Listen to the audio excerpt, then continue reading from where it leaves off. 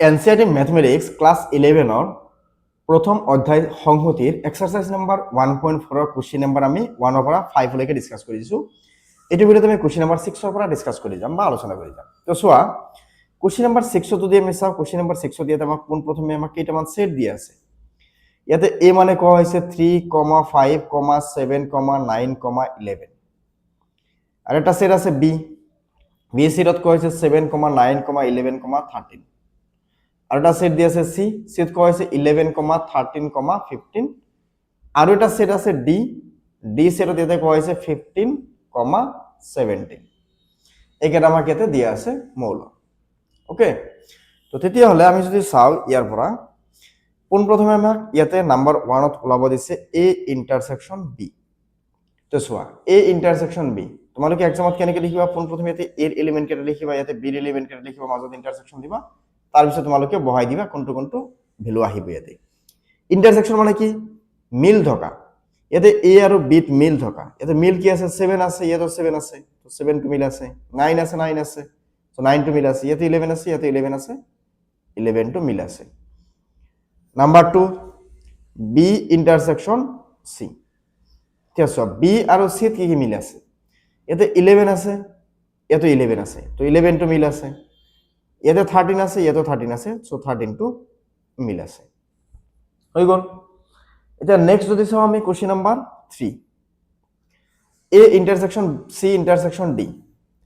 a intersection c intersection d তার মানে ইয়াতে কোনটো এলিমেন্ট বা মৌল আছে যেটো a তো আছে যেটো b তো আছে যেটো c তো আছে সব পেটাত আছে। তো সোয়া a স্টার্ট হৈছিল 1 পৰা আৰম্ভ কৰি 11 লৈকে, b স্টাৰ্ট হৈছিল 7 পৰা আৰম্ভ কৰি 13 লৈকে। ওকে, আৰু d স্টাৰ্ট হৈছিল 15 পৰা। তাৰ মানে এই দুটাৰ মাজত মিল কোনটো আছিল 11 মিল আছিল কিন্তু d 11 নাই, তার মানে ইয়াৰ আনসার কি আহিব 5 আহিব হৈ গল। এটা নেক্সট আমি সব কোশ্চেন নাম্বার যদি 4 চাও কোশ্চেন নাম্বার 4 ত চোৱা কি আছে a ইন্টাৰসেকশন c question number 4 to. Okay, এতিয়া a ইন্টাৰসেকশন এটা আমি কি কৰিলো কোশ্চেন নাম্বাৰ 3 টো আমি সলভ কৰিলো, কোশ্চেন নাম্বার 3 ত আমি কি পালো 5 পালো। এতিয়া কোশ্চেন নাম্বার 4 ত যদি আমি চাও 4 ত কি আছে কোশ্চেন নাম্বার 4 ত আমাক ইয়াতে দিয়া আছে a intersection c, a intersection c। তো চোৱা 4 ত a আৰু c ইয়াতে কি আছে 3, 4, 5, 6, 7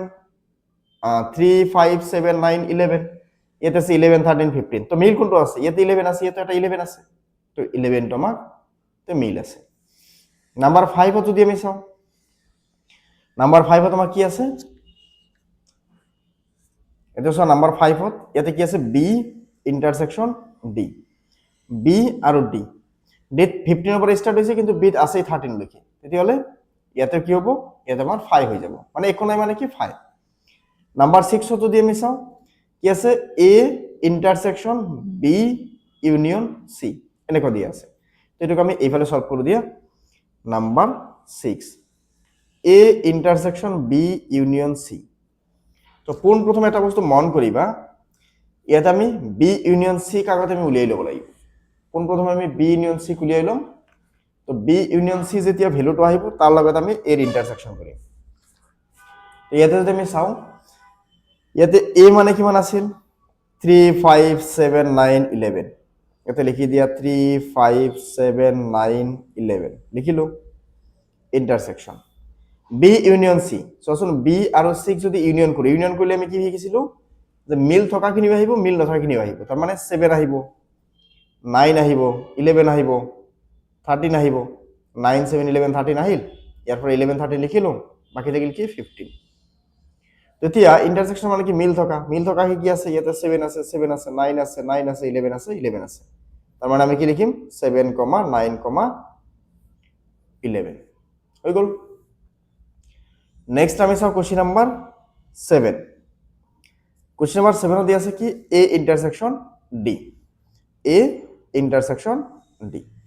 তো ইয়াতে a আৰু d মিল কি আছে a আৰু d ৰ লগত একো মিল নাই, ইয়াতে 11 লৈকে আছে ইয়াতে 15 ৰ পৰা স্টাৰ্ট হৈছে তো 5 আহিব।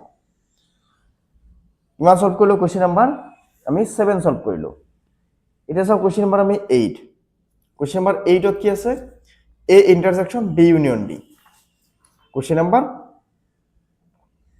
8 A intersection B union D তো চোৱা এ মানে কি পাইছিলো আমি 3,5,7,9,11 ওকে এতে এই মানে আমি এইটো পাইছিলো আৰু আমি এতে বি মানে কিমান পাই আছো বি মানে ইয়াতে পাই আছো আমি এইটো 7,9,11,13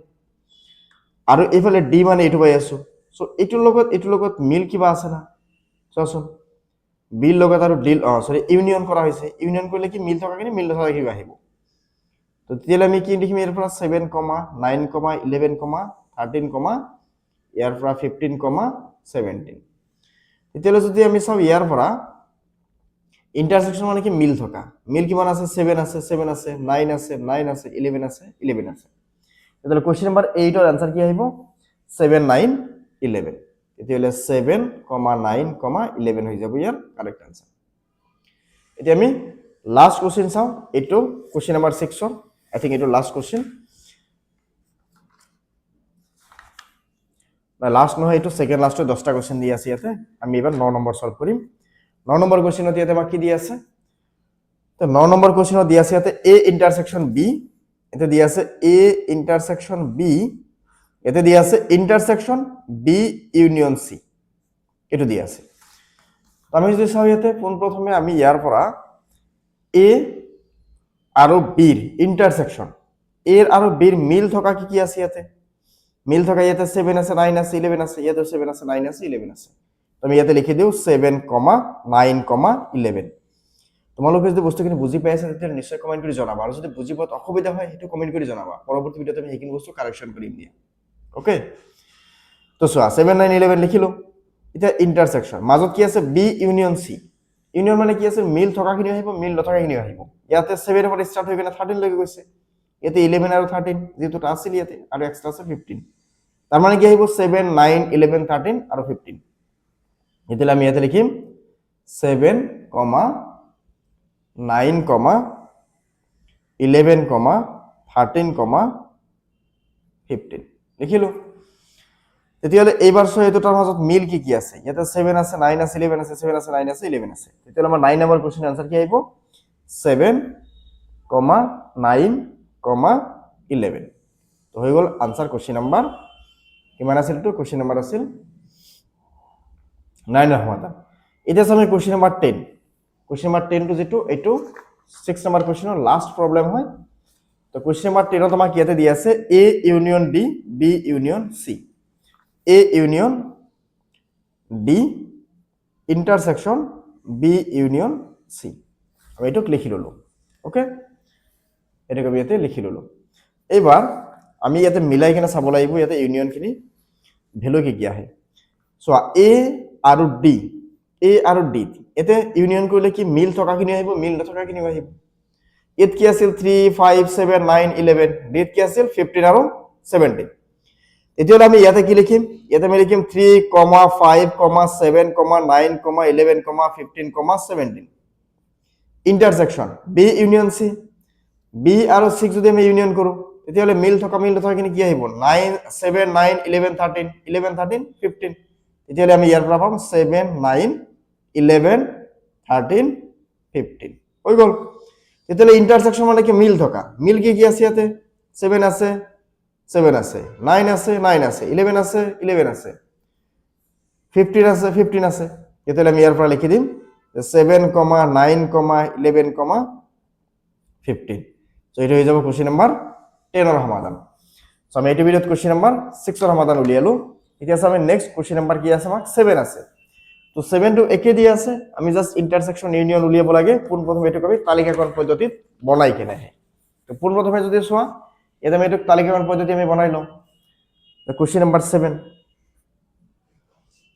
তালিকাকরণ পদ্ধতি বনাব গলে আমি এ মানে ইয়াতে আমাক কি দি আছে x such that x এটা স্বাভাবিক সংখ্যা তার মানে 1, 2, 3, 4, up to ইনফিনিটি লৈকে তে বি মানে কি আছে x such that x এটা যুগ্ম স্বাভাবিক সংখ্যা তার মানে কিমান 2, 4, 6, 8 ডট ডট ডট সিত কি আছে x such that x এটা তে সিত দি আছে কি x such that x এটা অযুগ্ম স্বাভাবিক সংখ্যা তার মানে কিমান 1, 3, 5, 7, up to ইনফিনিটি আৰু d মানে কি আছে ইয়াতে x এটা মৌলিক সংখ্যা তাৰ মানে কিমান 2 3 2 3 পিছত কিমান আহিব নেক্সট ষ্টেপ কিমান আমাৰ ইয়াতে 2 3 পিছত 5 7 11 13 এনেকুৱা আহিব ওকে তেতিয়ালে নাম্বাৰ 1 ত কৈছে আমাক a ইন্টাৰসেকশন b উলিয়াব লাগে তো a আৰু b ৰ মাজত মিল কি কি থাকিব কেৱল যুগ্ম সংখ্যাখিনি ইয়াতে 2 আছে 2 আছে 4 আছে 4 আছে তাৰপৰা আমি লিখিম 2 4 6 8 আপ টু ইনফিনিটি দুই নম্বৰ তোমাৰ কি আছে a ইন্টাৰসেকশন c a আৰু c ত মিল থকা কি কি আছে চোৱা a আৰু c ত মিল থকা কি আছে কেৱল অযুগ্মখিনি তাৰ মানে 1 3 5 7 আপ টু ইনফিনিটি নাম্বাৰ 3 চোৱা a ইন্টাৰসেকশন d a আৰু d ৰ মিল থকা কি কি আছে a ইয়াতে কি আছে 1 2 3 4 সব আছে আৰু d কি কি আছে 2 আছে 3 আছে 5 আছে কেৱল মৌলিক সংখ্যাখিনি আছে এটা আমি কেৱল মৌলিকখিনি পাম ওকে তেতিয়ালে ইয়াতে ক'ব পাৰা আমি যে ডাইৰেক্ট মৌলিক সংখ্যা বুলি x has that x এটা মৌলিক সংখ্যা এটা কিমান আছিল কোশ্চেন নাম্বাৰ 7 ৰ আছিল 7 ৰ 3 ওকে কেৱল মৌলিক সংখ্যা তাৰ মানে আমি ইয়াক সংহতি d বুলি ক'ব পাৰিম নাম্বাৰ 4 ত কি আছে নাম্বাৰ 4 ত চোৱা এতে আছে b ইন্টাৰসেকশন c এতে b মানে কি কি আছিল 2 4 6 আৰু এতে c মানে কি আছে 1 3 5 7 তো দুটাৰ মিল নাই ইয়াতে যুগ্ম ইয়াতে অযুগ্ম তাৰ মানে ইয়াতে আমরা কি পাম আমি ইয়াতে 5 পাই যাম এছাও যদি আমি নাম্বাৰ 5 ত কি আছে b ইন্টাৰসেকশন d b মানে ইয়াতে কি আছিল b ইন্টাৰসেকশন d b মানে ইয়াতে আমি কিমান পাইছো b মানে পাইছো আমি যুগ্ম সংখ্যা আৰু d মানে কি পাইছো কেৱল ইয়াতে আমি মৌলিক সংখ্যা তেতিয়ালে একমাত্ৰ যুগ্ম মৌলিক সংখ্যাটো কিমান আছে 2 তেতিয়ালে ইয়াৰ শুদ্ধ উত্তৰ হ'ব 5 নম্বৰৰ 2 ওকে তা নাম্বাৰ 6 যদি চাও নাম্বাৰ 6 ত সো নাম্বাৰ 6 ত কি আছে c ইন্টাৰসেকশন d c আৰু d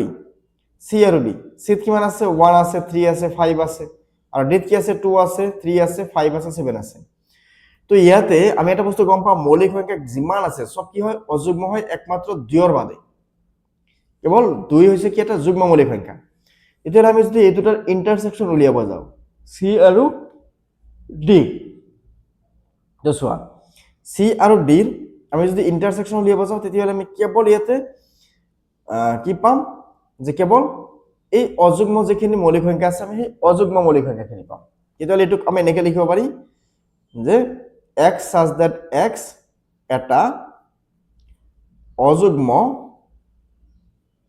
মৌলিক সংখ্যা অযুগ্ম মৌলিক সংখ্যা হৈ গ'ল কোশ্চেন নাম্বাৰ এটা কিমান আছিল 7 ৰ সমাধান এতিয়া যাও নেক্সট কোশ্চেন নাম্বাৰ কিমান আছে 8 আছে তো চোৱা কোশ্চেন নাম্বাৰ 8 তোমাক কি দি আছে ইয়াতে কোশ্চেন নাম্বাৰ 8 তোমাক কি দি আছে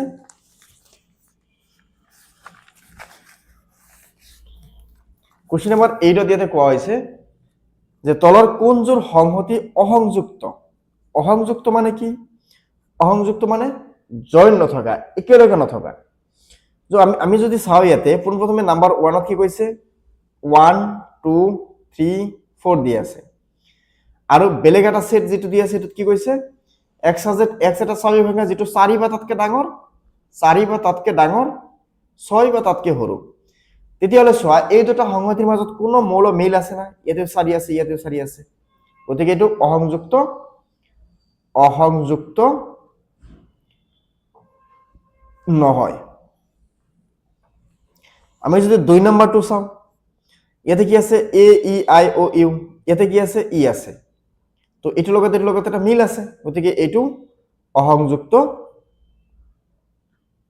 অসংযুক্ত